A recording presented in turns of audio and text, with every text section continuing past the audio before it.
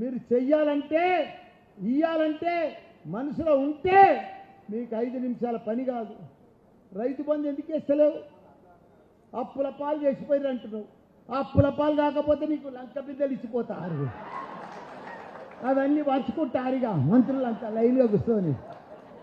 అభివృద్ధి చేసినప్పుడు అప్పు కాదా?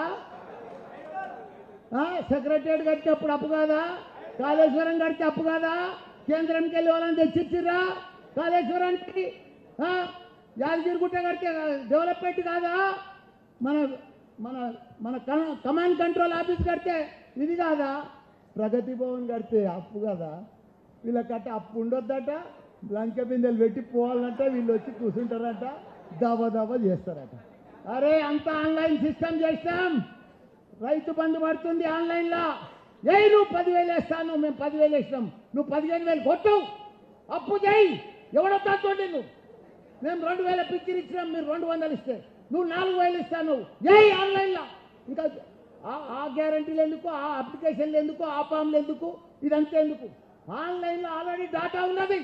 ఎంతమంది పిక్చర్ పోతుందో అంతమందికి 4,000 కూడా నాపుతున్నా నేను.